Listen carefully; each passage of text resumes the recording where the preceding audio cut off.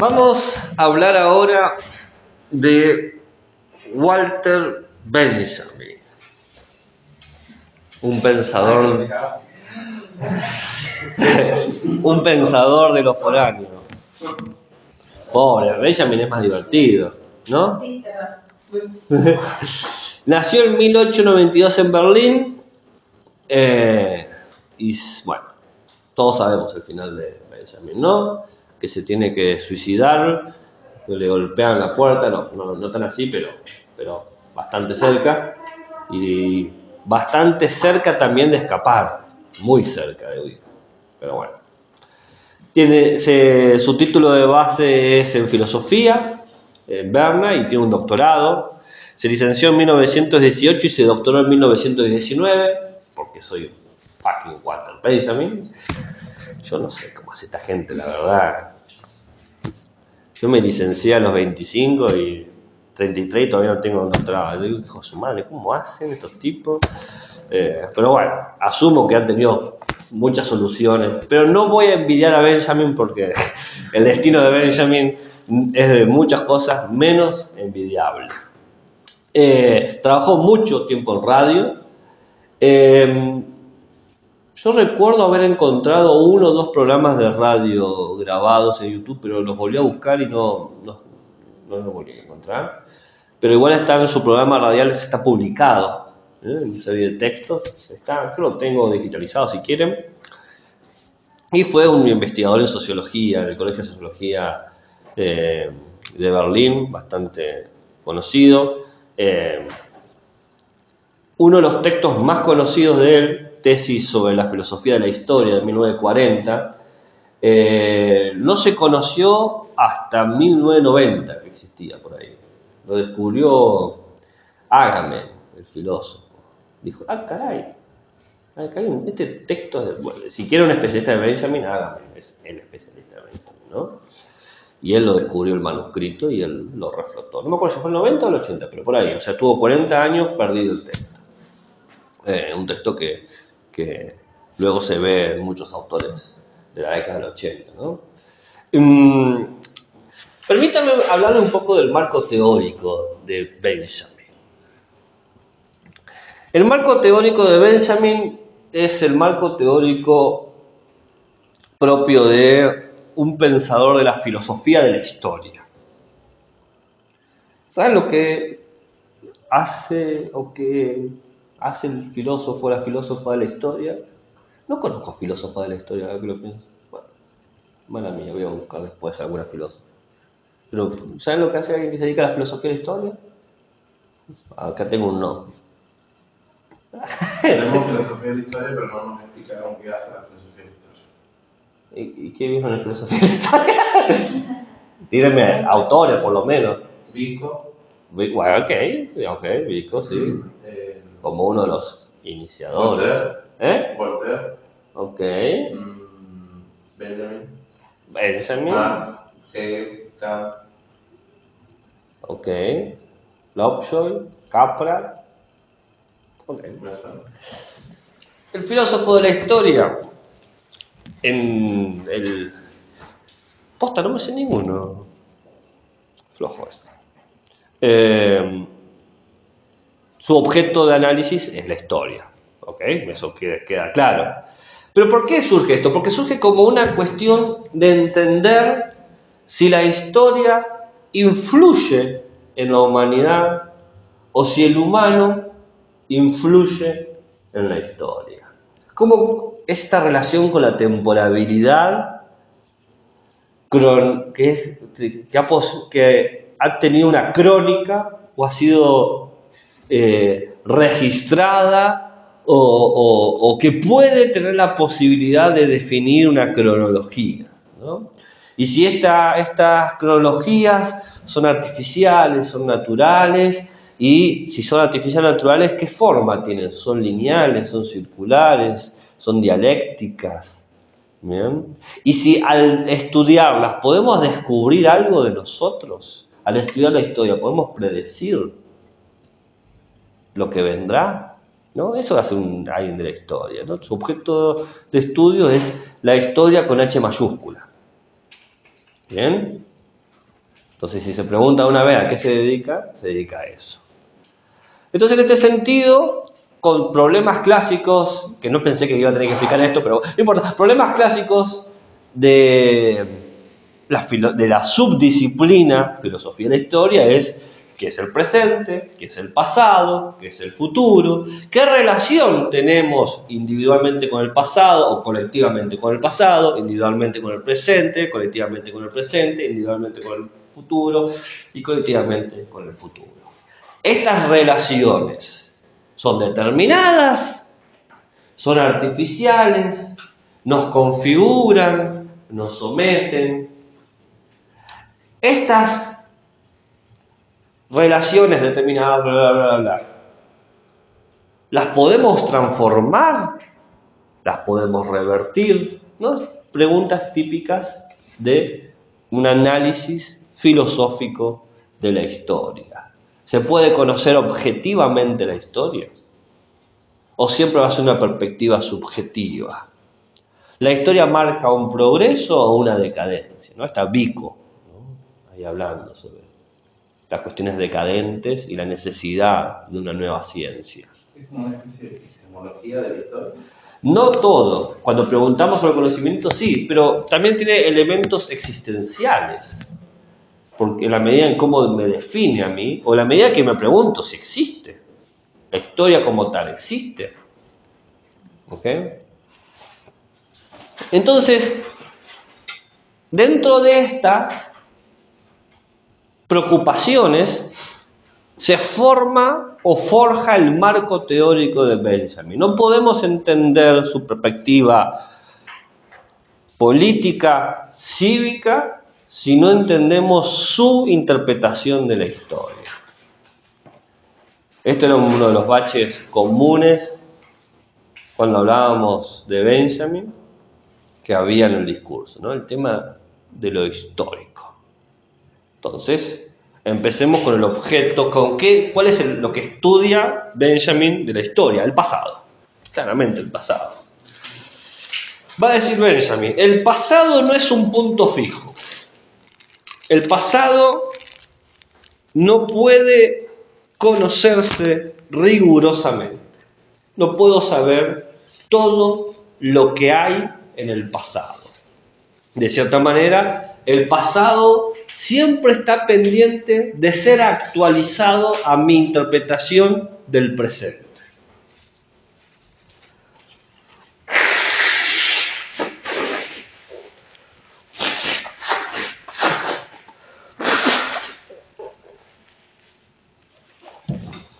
El pasado tiene una cuestión de que no puede ser captado en términos científicos para Benjamin. No hay ninguna ciencia que pueda objetivarlo, porque el pasado se capta desde el recuerdo. En la medida en que podemos recordar el pasado, es como de lo que somos conscientes del pasado. Yo les di un ejemplo hace un rato sobre mi amigo Federico. Por mucho tiempo eso que pasó nunca fue pasado para mí, hasta que en un momento leí algo y me evocó y me actualizó ese pasado, y de repente entendí la negritud de mi amigo Federico, que él lo tenía entendido, ¿no? El que no lo tenía entendido era yo. ¿Entiendes? Entonces, aparece siempre como una toma de conciencia.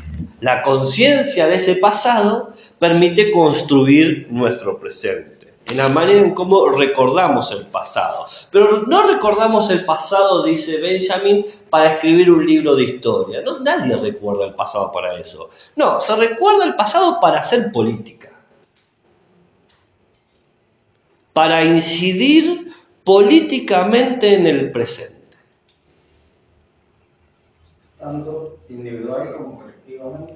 ¿Sí?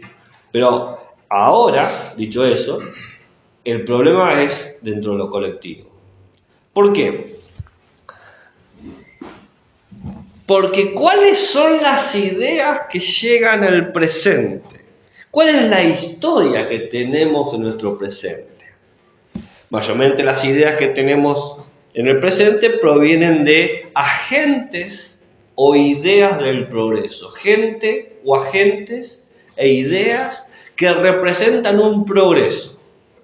Vengo, yo represento las ganancias, los triunfos, gracias a mí, con Gioja se gana. No hay cosas de ese tipo de discursos.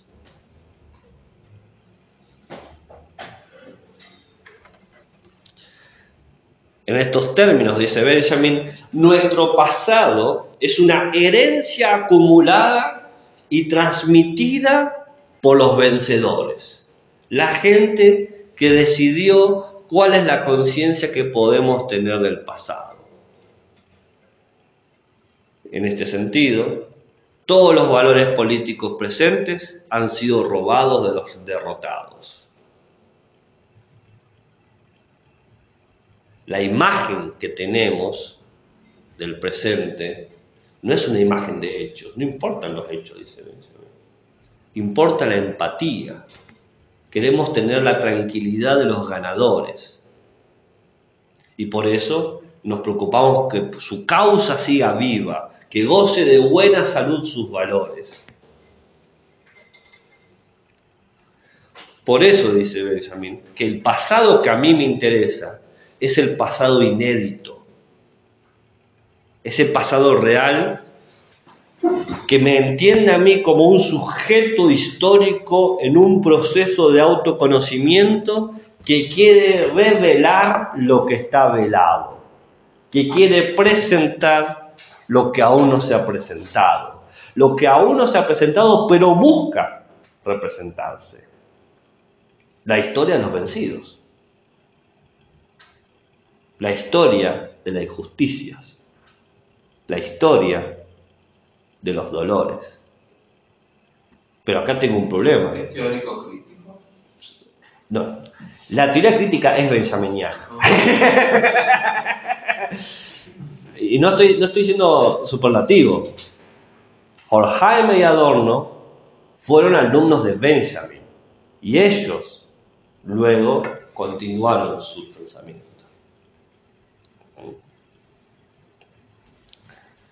Por eso la frase no es que es teórico crítico, sino que la teoría es benjaminiana. Y por eso yo creo que un capital de información que no se aprovecha acá es Julio, el profesor de estética. Es un doctorado de Benjamin. Los que le interesen la teoría crítica tienen que hablar con él. Yo sé que no tiene don de gente, no me tiene que hablar a mí de su don de gente, pero su cabeza, en ese sentido, lo que me interesa ese problema es la fuente.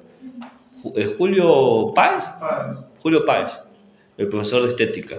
A él le interesa trabajar. No le interesa, o sea, su doctorado por el que se recibió de Walter Benjamin. O sea, si vos querés hablar de él en cuenta de ella, me tenés que hablar de él. O sea, es la persona que sabe. Pero ¿qué problema dice Benjamin? El problema está que el pasado, como acabo de decir, yo no lo puedo reproducir. Porque para reproducirlo tendría que objetivarlo, no puedo hacer eso. Entonces lo que tengo que hacer yo es hacerlo presente, ¿no? Lo que ya había dicho, hacer presente lo que quiere presentarse, hacer presente lo que aún no está presente. ¿Y cómo hago presente aquello que es inédito, que no permiten que esté presente porque va en contra del discurso de los vencedores? Bueno, irrumpiendo, tengo que quebrar la lógica del tiempo. Mostrar que se ha acabado el tiempo, que ya no hay más tiempo, que se terminó el tiempo. ¿El tiempo de quién? De los vencedores. Este tipo de cursos son poderosísimos. Vos decís, sí, boludo, sí, ya está, dame una antorcha y vamos a las calles. Sí, no. El tipo te dice eso y vos decís, sí, me pica la mano. Cuando el pasado interrumpe el presente, irrumpe el presente, se trae la historia de vuelta a la vida. ¿Qué historia? La de los oprimidos. La historia de los oprimidos. Aquella cadena de derrotas que no ha dejado huellas, aparece. Aquella historia de los que no tuvieron la fuerza para rebelarse. Aquella historia de los que nunca dejaron un rastro histórico. Los anónimos, los perdidos, los sin nombres, los olvidados, los más que víctimas, porque ni siquiera registramos eso. Las víctimas las podemos recordar, estos superan esa categoría. Claro, estos oprimidos, esta historia de los oprimidos, al no ser la historia, no tienen hechos, porque nunca sucedió en la versión oficial. Como no tiene hechos, no podemos estudiarla. Entonces hemos perdido, dice Benjamin. No, lo que tenemos que hacer es comprenderla. No puedo analizarla, tengo que comprenderla. ¿Y cómo la comprendo? Bueno, dice, mediante dos formas, propone él, ¿no? Propone una metodología fragmentaria, porque Walter Benjamin piensa lo fragmentario. ¿Por qué piensa lo fragmentario? Porque es justamente lo que quiere recuperar él. Es lo continuo, lo que tiene sentido, ya está. Yo quiero eso, dice, lo que está roto. ¿Cómo comprendemos la rotura? Los sujetos rotos. Bueno, por un lado, mediante la alegoría. Las alegorías, como la alegoría de la caverna, si quieren pensar, dan sentido a aquello que no tiene sentido. Esto es como esto otro. Y si no, mediante las citas, pequeños fragmentos de textos perdidos, inéditos. Por ejemplo, marcas en paredes de cárceles. O un cuadro que pintó alguien con su excremento mientras estaba en una celda. ¿No? Eso es lo que... Hace un francés que hizo una muestra acá en Buenos Aires Sí. de unos judíos que tomaron una foto cuando estaban en las cámaras de gas, y esas fotos eran malísimas porque tenían tanto miedo que Les temblaba la mano. les temblaba la mano, no apuntaban bien. ¿Cómo lograron mantener una cámara? No debió ser fácil. En un campo de concentración. Claro. Y esas fotos las ponía y desde, parece la... Qué loco esa foto. Esa cuestión fragmentaria, como ves un acto de valentía. Bueno, sí. Irrupción, quizás. Bueno, acá está la pregunta que se hace Benjamin. ¿Hasta qué punto el recuerdo del vencido puede cambiar su suerte? ¿Hasta qué punto el recuerdo de que fue vencido puede cambiar la suerte de haber sido vencido? Porque ahora que cuando se sacó esa foto, nadie lo pensó como un valiente. Lo mataron. Todos murieron en esa foto. Claro. Pero nosotros, siguiendo tu lectura, decimos, qué coraje. O sea, ¿cómo esa lectura cambia la suerte patética, ¿no? En el sentido del patos, del sufrimiento, a una cuestión más hasta teológica, que va y construye una idea de resistencia, de reafirmación, de identidad. Lo que va a decir Benjamin para responder a esta pregunta es que la injusticia pasada no es necesariamente injusticia pasada. Que haya ocurrido no quiere decir que no siga causando ese dolor. Necesitamos la memoria para abrir los archivos cerrados del pasado y hacer nuevos juicios, porque nos han enseñado que el vencedor es eterno. Una vez venció y venció para siempre. Nuestro presente está lleno de pendientes, de temas pendientes de injusticia que tenemos que tratar. Tenemos que saldar esa deuda. Y ahí está la necesidad de la política. La política es la urgencia de cambiar este presente lleno de deudas, lleno de injusticias.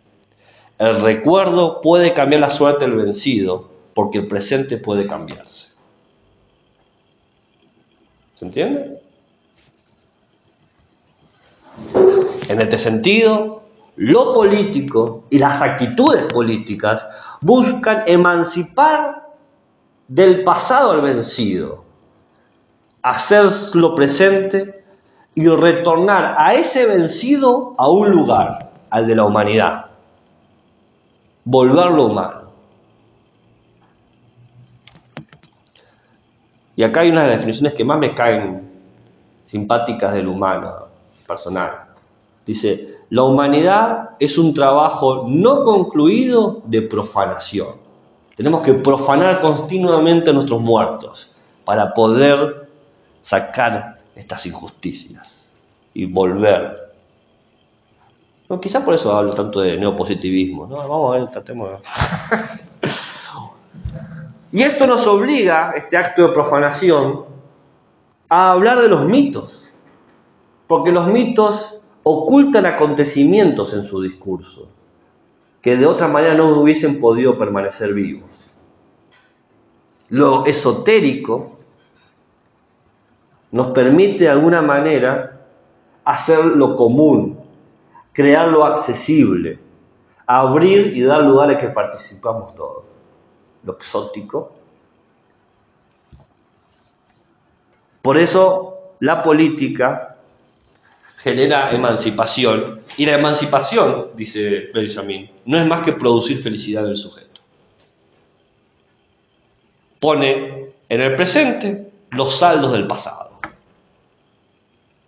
Paga la deuda. Pagar la deuda no es garantizar el bienestar material de tu casa, tu auto, o la libertad individual, podés votar, sino es ser consciente de que no quedan dolores por saldar. Es un pensamiento crítico de uno como sujeto histórico. Por lo tanto, dice Benjamin, no deberíamos confiar en ninguna política que olvide el pasado para garantizar derechos universales, porque esa es la historia de los vencedores. Conmigo sus derechos van a estar siempre garantizados. Y esa es una política terrible, dice. Porque ese conmigo van a estar, lo único que va a generar es expulsar. Va a generar dolor. En este sentido, lo político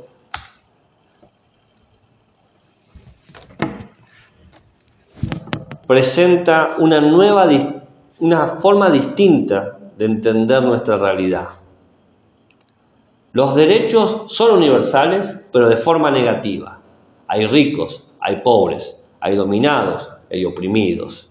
Siempre hay una disimetría de justicia y derechos. Si hay pobres, es porque hay ricos. Si hay oprimidos, es porque hay dominados. Tenemos que construir una nueva justicia. Y la única manera de construir una nueva justicia es construir un nuevo mito que explique cómo es lo justo. Esa sería la solución obvia. La solución obvia, dice Benjamin, es que los vencedores devuelvan el botín saqueado. Esa es la solución obvia. Pero no va a suceder nunca, dice eso. Por eso necesitamos el mito. Cree que el mito, la construcción de los mitos, permite generar una imagen del sujeto que sea propia, colectiva y que opere de alguna manera como un nacimiento. Permite que se desarrolle la solidaridad. Todos compartimos el mismo mito de origen. Y solo por solidaridad o mediante la solidaridad podemos transformar nuestras subjetividades, ser conscientes de sujetos como productos históricos y somos partes de una cadena de vencedores y de vencidos. ¿Dónde estamos nosotros? Si la gente se acuerda de nuestros nombres, probablemente estamos del lado de los vencedores. Porque los no olvidados, los olvidados mejor dicho, los que no tienen nombre, los que son una muesca en la pared. Por eso para Benjamin la idea de la política tiene como punto de partida la historia del sufrimiento del humano. Toda la negatividad que la población ha experimentado. ¿El otro quién es? Preguntarán ustedes. Es quien sufre hambre, el que sufre la injusticia, el que ha sido desposeído de su dignidad. Solamente con ellos podemos ser solidarios, solamente con ellos podemos generar un sentido de la comunidad. Por eso para Benjamin el sentido de la política no va a ser otro que actualizar la dignidad de los sufridos en el pasado, que puedan contar la negatividad de sus experiencias, que puedan mostrar sus dolores.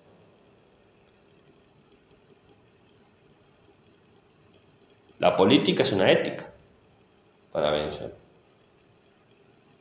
Tiene que hacer justicia a la injusticia de la historia.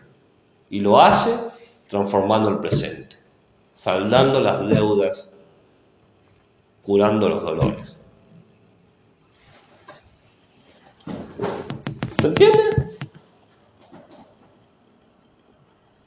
¿Preguntas? ¿Dudas? ¿Interrogantes? Bien. Ahora saben por qué Benjamin habla de mito de la violencia. Y por qué habla de historia. Porque el mito es como puedo hablar de lo que no puedo hablar. Ahora vamos a hablar entonces de la violencia. Y ahora también entienden por qué la violencia es el tema que le preocupa a él. La única forma de vencer es seguir siendo violento. La violencia del derecho. Hay dos formas de la violencia del derecho, la natural y la positiva. La violencia en términos de derechos naturales entiende que la violencia es un producto de la naturaleza. La naturaleza sobrevive de forma violenta. El león caza, la cebra arranca la maleza, los gusanos se comen los cuerpos en descomposición. La violencia es el medio de perpetuación de las especies. ¿No? Esa es la interpretación natural. Darwinismo social. No necesariamente, porque esto es mucho antes de Darwin, este concepto. Lo podés encontrar en Epicuro, por ejemplo. No necesariamente pensés aquí en eso. Y cuando Benjamin habla del Estado violento, piensa en el Estado moderno, es pre-Darwin, ¿no? En 1500, 1600. Que algunos hayan utilizado el concepto de violencia para justificar dentro de una interpretación del darwinismo social, no lo voy a discutir, ¿bien? Pero Benjamin en ese sentido no está pensando en ese registro de discusión. Dentro del derecho natural existe la tesis de que el individuo renuncia a su poder violento para crear un Estado que va a ser el Estado el que pueda ejercer la violencia. Ahí está la idea de la violencia fundadora de derechos. Si se crea la violencia en términos de un medio, es el fin, la violencia es el medio y el fin va a ser el contrato social. Cedo mi fuerza violenta, mi ímpetu violento con un fin, crear la sociedad. En este sentido, la violencia se convierte en el primer ejercicio de derecho, como un carácter casi biológico, pero jurídicamente legítimo. La violencia como fundadora de derechos. En contraposición, tenemos el derecho positivo, donde la violencia es un producto histórico. La violencia se adquiere en términos de utilidad institucional. Ya existe una institución que me da medios a mí para reconocer la violencia, sancionar la violencia o definir su valor como un medio para X fin. En este sentido, distintos grupos y en distintos contextos apelaron a la violencia como una justificación histórica o como una crítica histórica. Son violentos o solamente con la violencia tenemos esto. ¿Se entiende lo que estoy diciendo? En este sentido, la violencia, en vez de fundar derechos, la violencia preserva los derechos.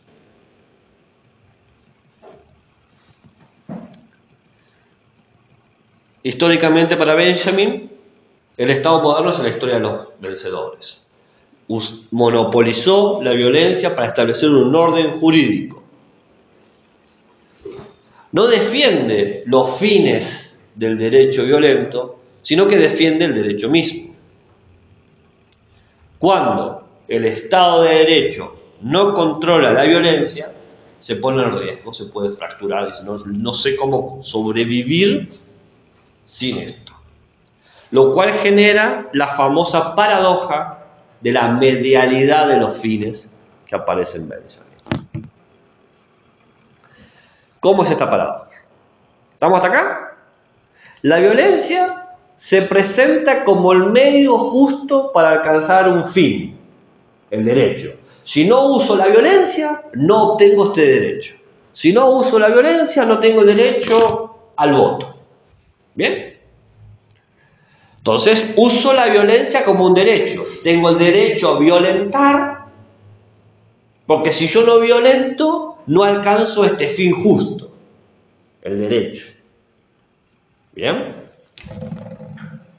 Pero esto hace que se reproduzca la violencia con violencia. La violencia del Estado frente a la violencia mía, y ambos piden garantizar su derecho. El Estado de derecho como el único Estado que puede definir el derecho, y yo con la violencia tratando de crear ese derecho que entiendo justo.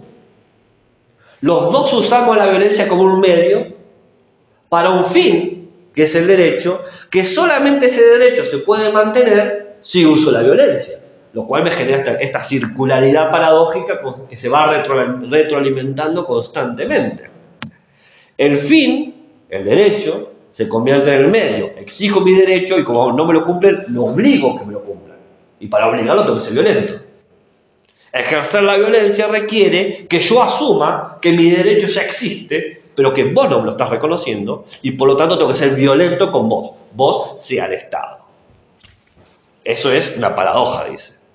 Porque son violencias con violencias, diciendo que son la violencia más justa a favor del derecho más justo. ¿Esto es de la violencia positiva o es en ambas? Esto es, no es en ambas, es cómo opera la lógica del Estado. Ya vamos a recuperar el tema de la violencia. Lo primero que se dijo de lo positivo electoral, dice Benjamin, hay dos maneras históricas de interpretar a la violencia. Indistinto de estas dos maneras, el Estado dice que tiene el monopolio de la violencia. Este monopolio dice que es necesario para darme a mí derechos. Pero yo, para tomar derechos que el Estado no me quiere dar, tengo que negar ese monopolio y ejercer mi propia violencia, lo cual lleva a la paradoja, a la violencia de la medialidad de los fines. Uso el fin del derecho como un medio. Y ese fin es violento y ese medio es violento. Cambiamos ¿Conocen esa frase? Lo que hace justo el medio es el fin. O sea, el fin en su justicia hace que cualquier cosa esté justificada. Por ejemplo, algo maquiavélico. Hice lo que tenía que hacer para sobrevivir. Justifiqué todo lo que hice porque entendí que ese fin era superior. Bueno, esta lógica lo único que hace es retroalimentarse, mucho más cuando encontramos dos elementos, el Estado y el ciudadano.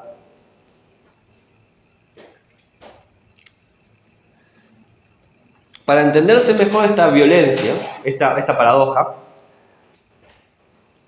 Benjamin dice, lo podemos entender dentro de las esferas no jurídicas del derecho, aquellos lugares donde el derecho no se reconoce. Por ejemplo, cuando el patrón ejerce una violencia sobre sus empleados, los está obligando a reconocer cierta estructura de derecho. Pero cuando los empleados ejercen una violencia sobre el patrón, no tienen una estructura de derechos que los ampare. ¿Por qué? Porque ¿cómo utiliza el empleador la violencia? A través de la huelga, el derecho a huelga. Pero el derecho de la huelga es para el Estado un abuso de la violencia. Es decir, no reconozco la violencia fundadora de derecho del Estado, por eso tengo que crear un microestado o una microsituación de violencia para crear el derecho que el Estado no me está reconociendo. ¿Se entiende? Entonces, es un abuso porque habíamos quedado, dice el Estado, que yo era el que tenía el monopolio de la violencia. Pero vos estás abusando, estás haciendo un chantaje. No solamente te he dado el derecho, ahora me pedís más. Está violando el contrato social. Exactamente.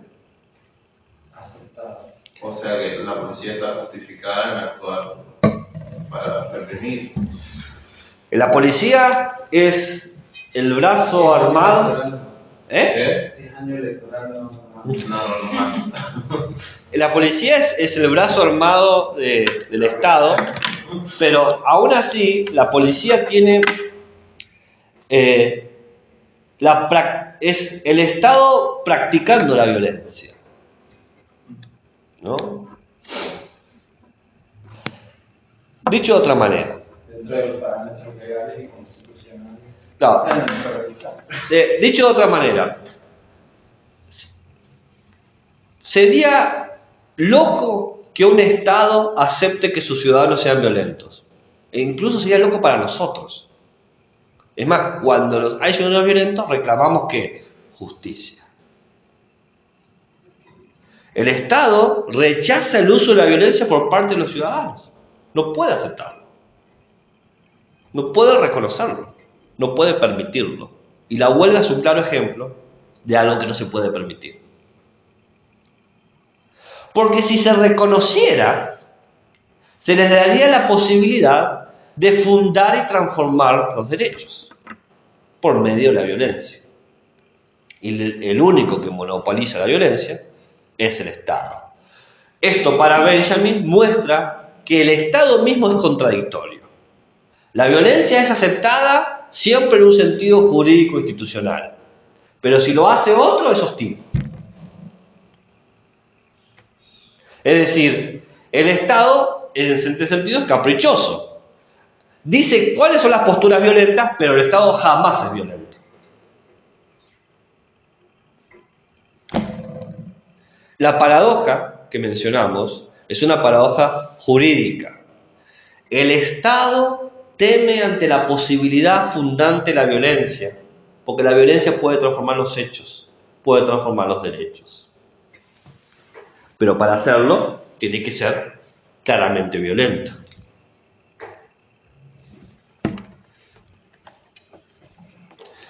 Pero esta contradicción, dice Benjamin, en vez de menguar el poder del Estado, es lo que lo alimenta. El Estado de Derecho parte de esta contradicción para instituirse.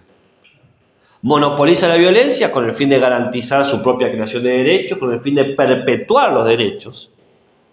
Y discute con los que hacen la violencia, diciendo no pueden ser violentos ningún ciudadano, pero voy a tener ciudadanos que sí pueden ser violentos. La policía. Acepta esta contradicción como una fortaleza. Decir que hay ciudadanos que pueden ser violentos, que son la policía, es reconocer que cualquier ciudadano puede ser violento. Pero reconocer que cualquier ciudadano que es violento me hace reconocer a mí que yo no puedo usar la violencia, que no tengo monopolio. Entonces no voy a reconocer que vos como ciudadano podés ser violento. Porque si podés ser ciudadano como violento, puedes crear tus propios derechos. Y el único que puede crear derechos, ¿quién es? El Estado de Derecho. Entonces voy a usar mi violencia para no reconocer tu posibilidad de violencia. ¿Y cómo lo voy a hacer? Yo voy a poner un ciudadano contra otro ciudadano. Un policía contra otro. El violento acusa a otro de ser violento. La policía, dice Benjamin, es la violencia que mantiene el derecho. Por ejemplo, la libertad. La libertad de actuar. Apelamos a los policías. No puedo salir a tomar el bondi porque me roban en la esquina. No puedo ejercer mi libertad de distribuir. Entonces dice Benjamin, esa libertad es una libertad producto de la violencia que depende de la imposición y del control de los sujetos políticos. Es un mandato. Entonces esa libertad no es libertad. Es un mandato. Por acá se pasa, por acá no. Lo más loco, dice Benjamin, no dice loco, yo le pongo. Lo sorprendente es que la policía no tiene que justificar su violencia. No tiene que decir, no, soy la policía. Porque impone los fines, los límites, lo que se puede hacer.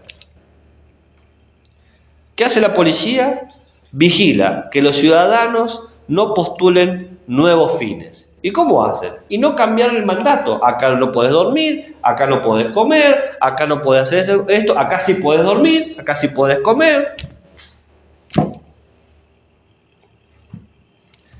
La policía, dice Benjamin, no busca acreditarse la paz, no es su meta. La paz nunca fue una opción. Sino que busca que los ciudadanos no legitimen el uso de la violencia.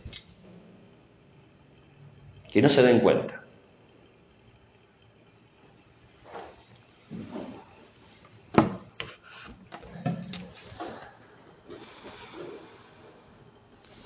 La policía, por lo tanto, es la expresión del medio por el cual el Estado existe. Es un proceso violento de fundación de derechos. Tiene como objetivo el derecho X, qué sé yo, el voto, y entiende a la violencia como un medio para implantar ese derecho.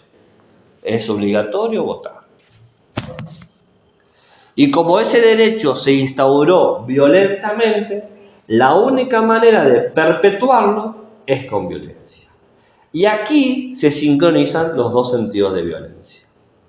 Cuando se instaura el derecho, se entiende que es un derecho natural, que siempre ha sido así, que es el modo de ser.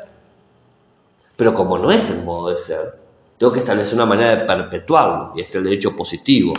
Establecer históricamente mecanismos violentos para decir, esto es el derecho, esto es lo justo, esto es lo apropiado.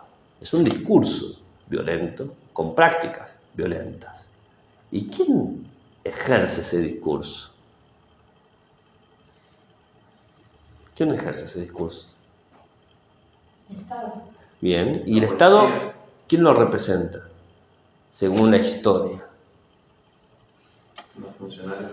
No, más histórico. ¿Quiénes son los funcionarios públicos? ¿Quiénes encarnan eso? ¿Vos lo encarnás? No. Bueno, ¿Yo lo encarno? en parte sí son funcionarios públicos. Pero ¿soy ese funcionario público?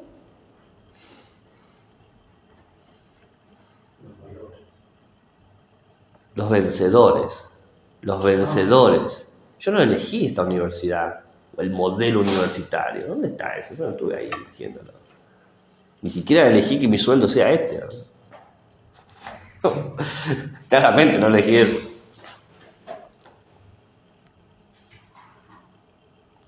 ¿Y por qué no puedo elegir? Porque el Estado entiende que todo ciudadano es potencialmente violento y de entrada tenemos que controlarlo. Porque si no lo controlamos con el mandato, se te pira. Hace huelga, hace marcha, hace algo.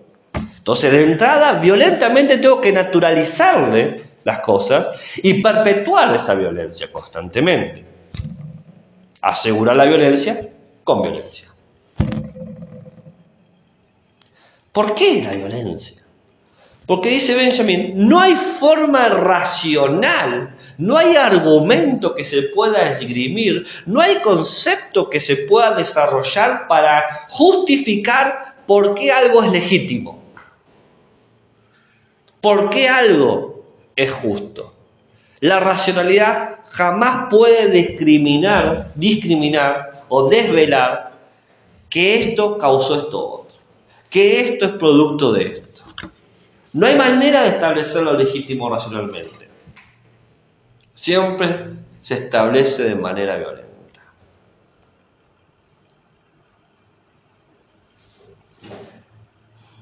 ¿Siempre? Dice Benjamin, quizás no es siempre. Porque quizás lo que estoy haciendo es repetir la historia de los vencidos, porque como lo estoy diciendo, es asfixiante, es un cuello de botella. No voy a poder salir de esto. ¿No? ¿Entienden?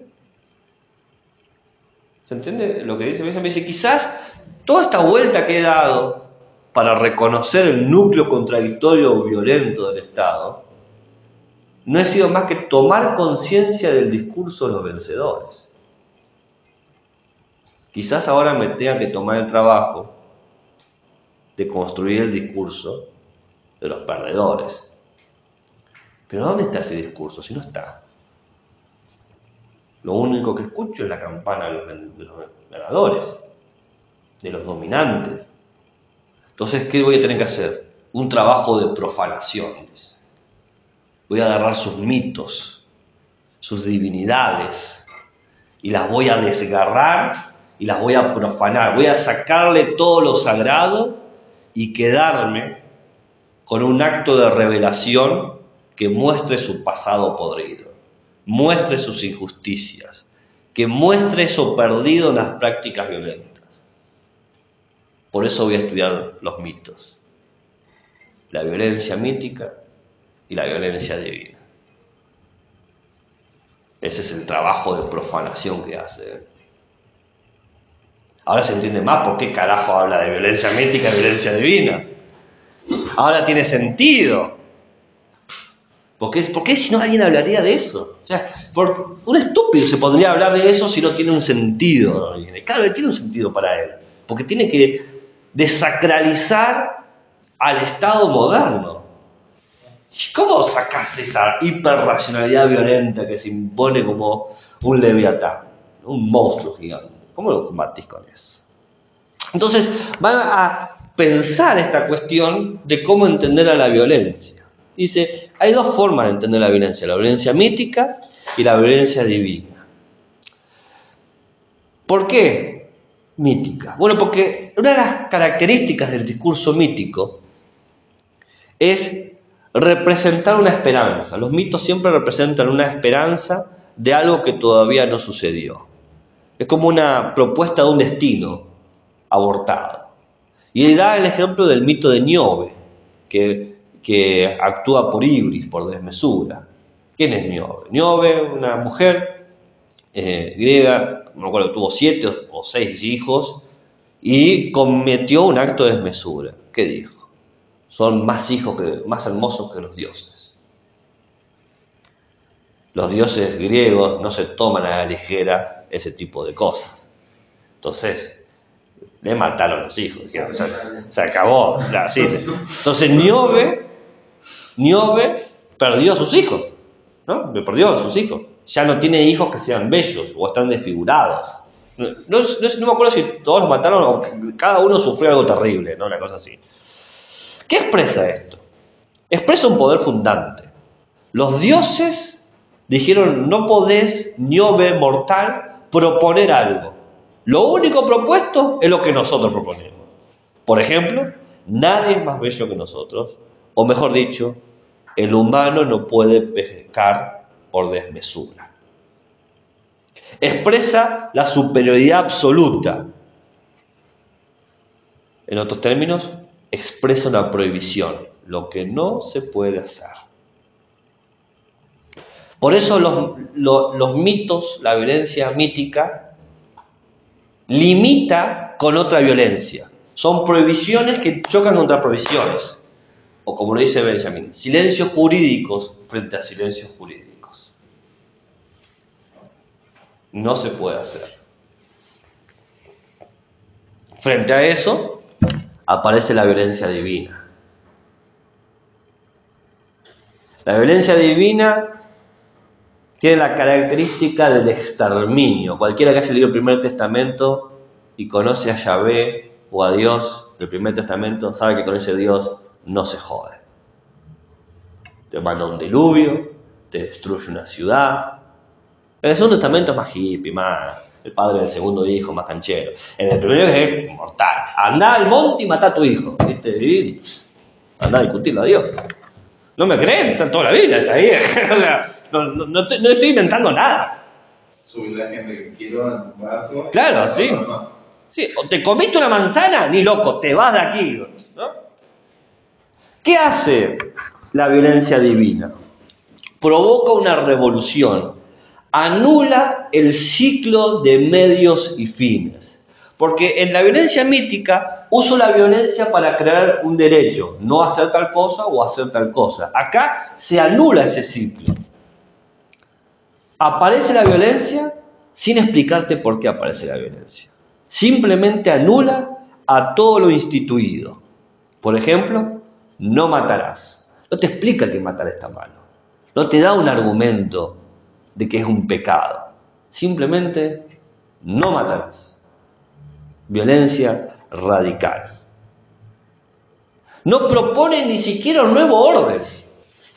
No dice, ahora hay que hacer esto. No. Simplemente establece un acontecimiento original que reinicia el presente. Por eso, después de todo acto de violencia divina, volvemos de vuelta al ciclo de violencia mítica, de prohibiciones, prohibiciones y prohibiciones, prohibiciones, hasta que viene la violencia divina y anula todos estos mitos y se refunda.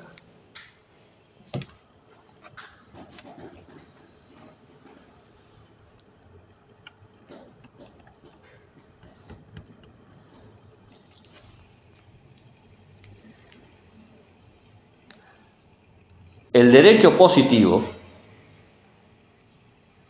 va a buscar reproducir la violencia mítica.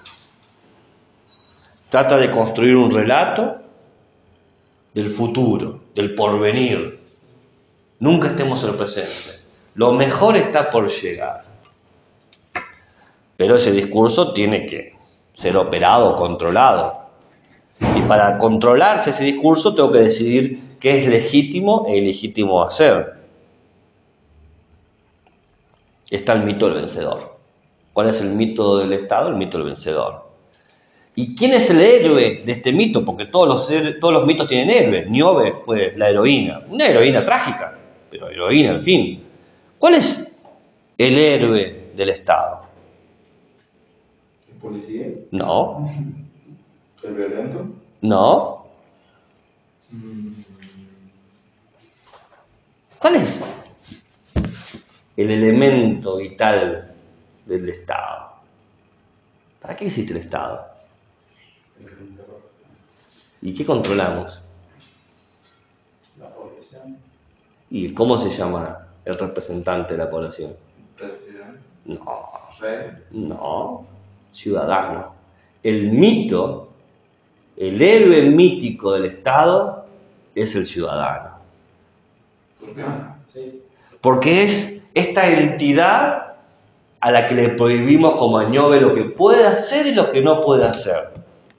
Es un héroe trágico, pero es el héroe. Es el héroe que hizo la Revolución Francesa. Es el héroe que movió a las masas para obtener sus derechos. Pero es el héroe que vamos a golpear si se atreve a usar la violencia, como Niobe. No le importa la libertad en sí al Estado. Solo importa la promesa del ciudadano, el sujeto abstracto, no el cuerpo que es ciudadano, sino el héroe mítico, el ciudadano del mundo. Para Benjamin, el Estado moderno es la prueba de que el derecho se vuelve en contra del ciudadano.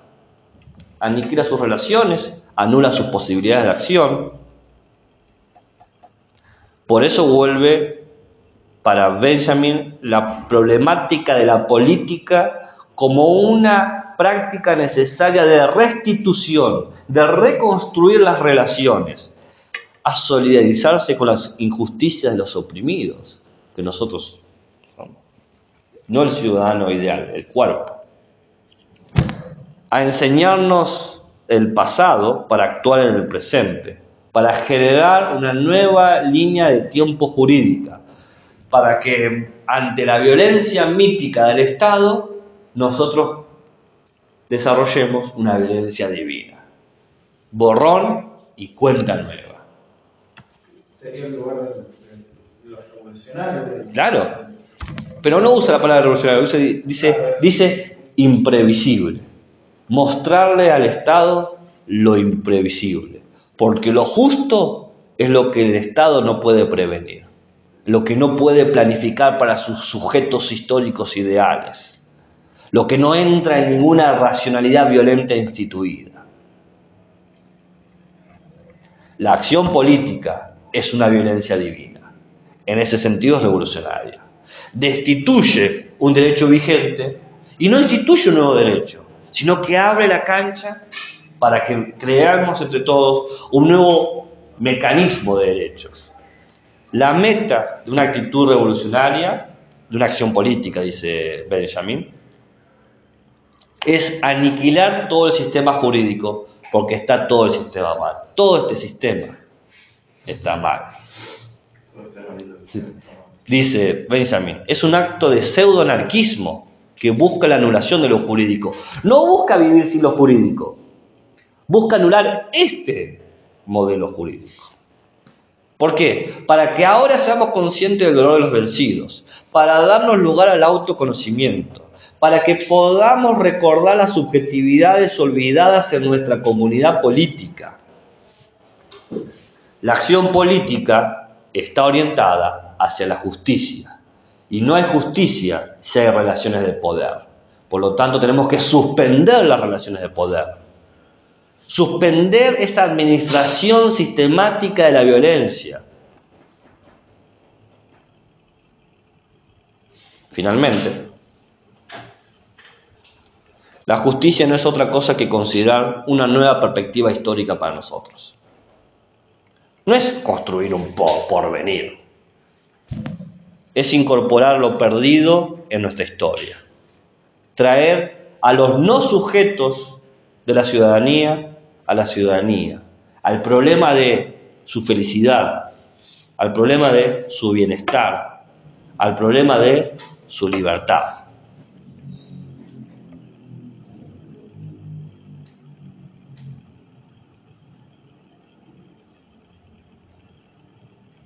Bien.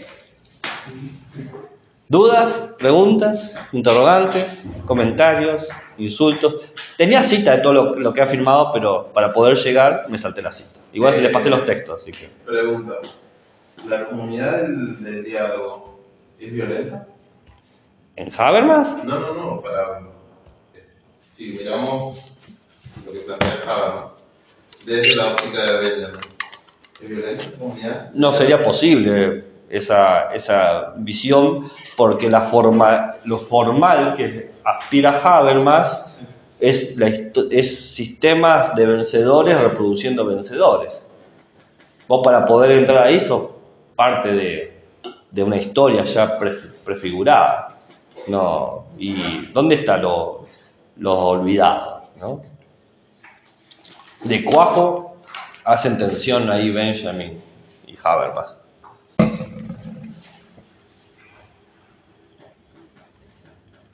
Listo, eso. Ya no quiero más. No, es que no hay compatibilidad en esas dos ideas. Benjamin, vos fíjate que Habermas no habla de violencia ni dolores, habla de los discursos. Que en los discursos yo puedo expresar mis dolores, pero él asume que siempre existe la posibilidad de que alguien diga lo que siente. Benjamin dice, no existe eso. Hay gente de la que nunca nos vamos a acordar, nunca la vamos a oír. Esos son los perdidos, los olvidados. Tan terrible es esa pérdida que la única forma de comprender su dolor es con mitos, con fantasías. Habermas no entiende eso. Habermas dice, no, siempre voy a poder entenderlo, porque el principio de racionalidad comunicativa lo lleva a esta idea. Ok, quizás no me lo comentó quien lo sufrió, pero alguien que lo vio o lo escuchó. Y Benjamin dice, no. Comparar un dolor con otro dolor es minimizar los dolores, minimizar las injusticias. Y quien se da el lujo de comparar los dolores, se da el lujo de administrarlos. De decir, este dolor le prestó atención a este dolor. Y el único que puede administrar es el que ya está del lado de los vencedores. Para Benjamin, Habermas hace rato está reforzando la historia de los vencedores. Habermas, por el contrario, él cree que está siendo el Salvador blanco.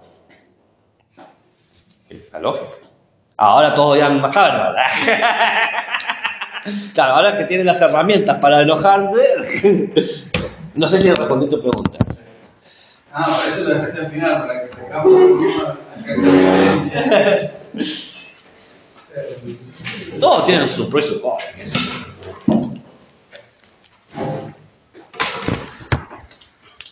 Gracias.